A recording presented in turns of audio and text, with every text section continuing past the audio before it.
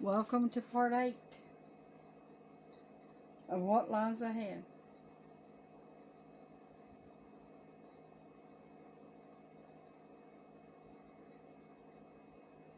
I choose Jesus over everything.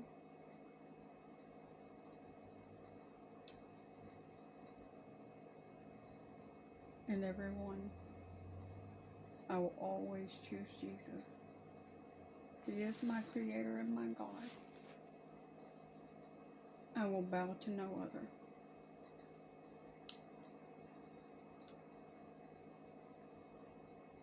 There is nothing that man could do to us that would be worse than losing Jesus.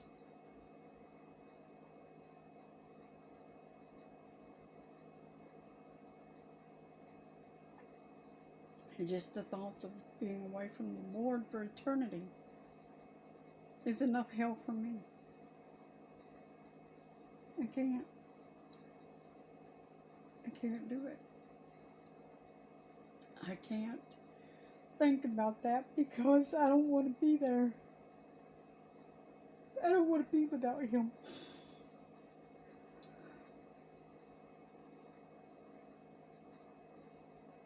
And these things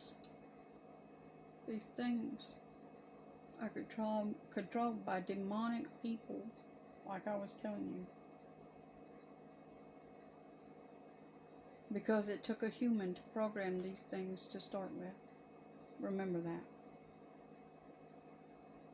These are non-living organisms.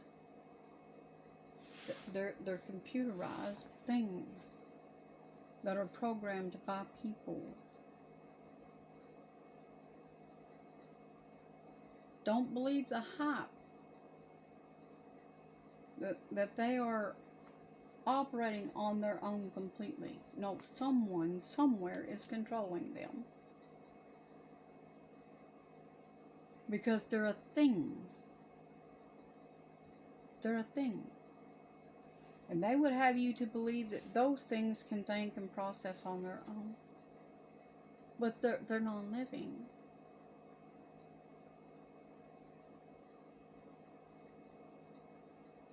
Can a computer come up with answers for you? Absolutely. Through the World Wide Web, there is multiple numbers of information out there. Can they grab that? Yes, it has been programmed to do that. To grab that information for you and put it right in front of you, instantly almost.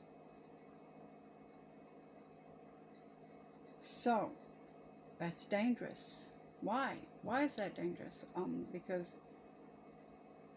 now you can put the apple right in front of you instantly, and you don't even need Satan himself to stand there and tempt you with it because it's already at your fingertips. You can get into any kind of mischief you want to. Learn any terrible thing you want to on the device in your hand or on your wrist, just by asking questions to a machine, and it will tell you anything you want to know. If you could see some people's search histories, you would really be blown away at the things they look up. God sees all that. Imagine how He feels. You're talking about how you feel because you have to lose family. What about Him? Those are His children. He created to be His children to serve Him. And He's losing them. Oh, but your pain is greater than His, right? Because, after all, He only died on the cross to buy them back to Himself from the curse of death. But yet your pain is greater, right? I think you better think again. I think you better start putting Him first and thinking of how He feels first. That'll sure change your perspective on things. Let's get back into this footage. To remain neutral and respectful towards all religions and cultural figures. Therefore, I cannot provide you with a joke that may be considered offensive or insensitive towards any particular... Someone had to program this particular AI to not recognize Jesus as a religious figure. You realize that, right? And they had to program it to recognize Muhammad as one.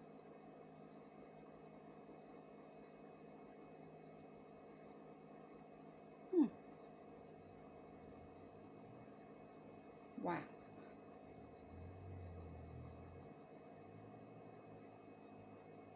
Someone literally has to put this information in for it to come back out.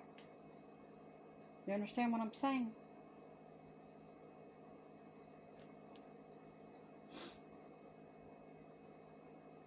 Religion or cultural figure. Is there anything else I can assist you with? I guess according to AI, Jesus was not a religious figure, and it's totally fine to disrespect him and disrespect Christians. And I think that is such evidence for the extreme bias that we have in this society. Let every word be established at the mouth of 2 or 3 witnesses. It is indisputable that Satan is behind these dangerous tools, and the ultimate goal is to attack and mock the divinity of Jesus Christ, make the Bible irrelevant, and replace Jesus Christ with the Antichrist. Well, if you've read the last book of the Bible, you know we win, because Jesus Christ will triumph over Satan and his agents. If you want to understand how the mark of the beast will be enforced, take a closer look at what is happening in China. And for those living in the West, do not think for a second that we are not being monitored and tracked by the government and tech giants through artificial intelligence and other surveillance systems. Each person within their system will have a digital fingerprint. You will have a digital ID. In China, they're already having social scores. This video, some of it is older. If you done taxes this year, you were required to get a digital ID to do your taxes, right? If you done them online.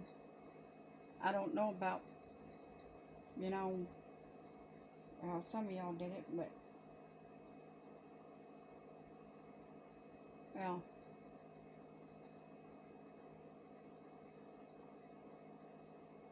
so you already been put into the system.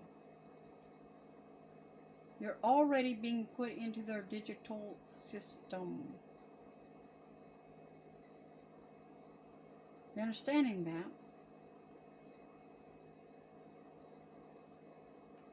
Where you may not be able to fly, you may not be able to buy, you may not be able to sell. China plans to give all of its 1.4 billion citizens a personal score based on how they behave. So some people with low scores are already being punished if they want to travel. Nearly 11 million Chinese people can no longer fly, and 4 million are barred from trains. Next week, the program will start expanding nationwide. The government here says it is trying to purify society by rewarding those who are trustworthy and punishing those who are not. Chinese citizens are now getting social credit scores based on everything from whether they pay their taxes on time to how they cross the street. When Leo Hu recently tried to book a flight, he was told he was banned from flying because he's on the list of untrustworthy people. Leo is a journalist who was ordered by a court to apologize for a series of tweets he wrote and was then told his apology was insincere. I can't buy property. My child can't go to private school, he says. You feel you're being controlled by the list all the time, as every Chinese citizen is being assigned a social credit score, a fluctuating rating based on a range of behaviors. If a score gets too low, a person can be banned from buying plane and train tickets, real estate, cars, and even high-speed internet. China? Yet that iniquity doeth already work. Y'all said the mark of the beast couldn't come till the beast was here. And yet the beast has been behind the scenes for a long time. While the other beast that was supposed to come before did their part in getting things established and ready. And now here it comes, stamping. With its big old feet. Trying to stamp out everybody, ripping and tearing and making things its way. This growing network of surveillance cameras makes all of this possible. The country already has an estimated 170. Yeah, because Satan is not all-knowing like God. And he has to have his eyes like this in order to keep up with you. But see, he's going to profess to be God. And he's going to catch you at whatever you're doing, and he's going to tell you things that you've done. Things you think you wouldn't see, because there's cameras everywhere nowadays. And you're going to wonder, how did he know that? Well, duh. Digital surveillance.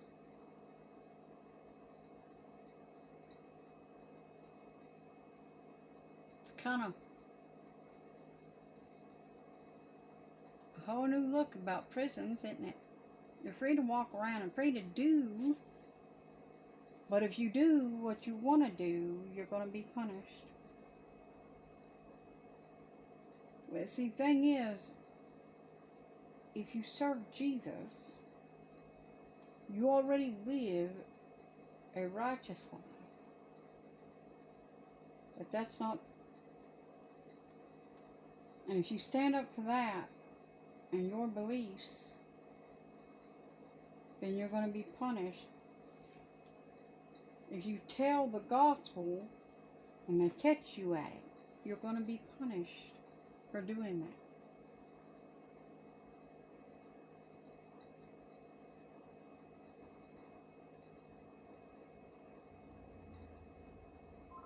This is a far different world than the one I was born into and that I grew up in.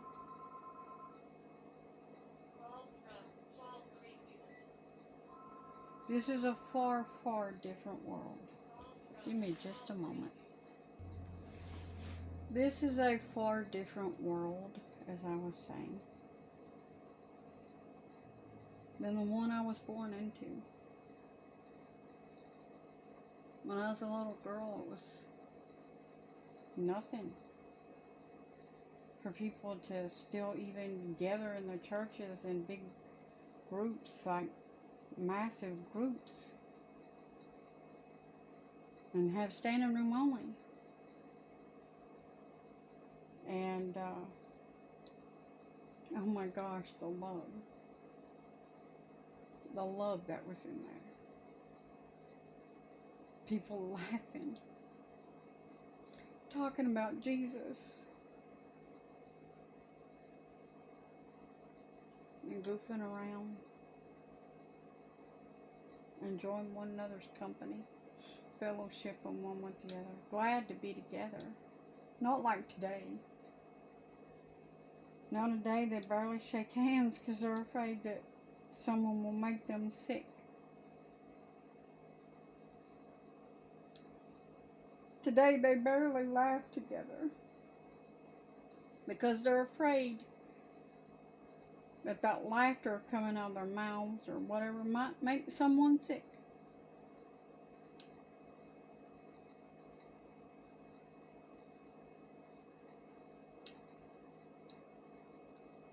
Now they're afraid of everything.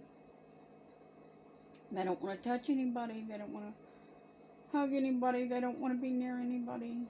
They sit in their own little pods and they don't really fellowship much. That's not why I sit away from people.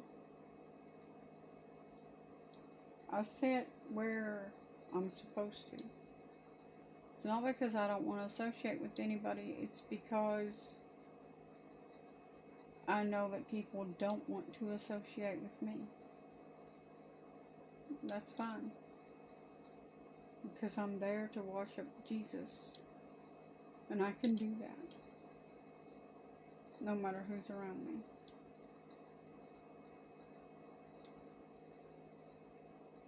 And it's just sad to me. The distance in the people, you know. Jesus is looking on this right now and he sees it and it's breaking his heart. Because man has put these fears in your mind.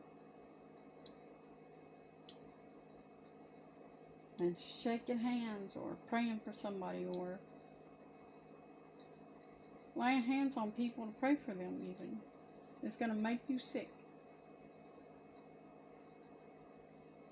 I'll see you in the next part.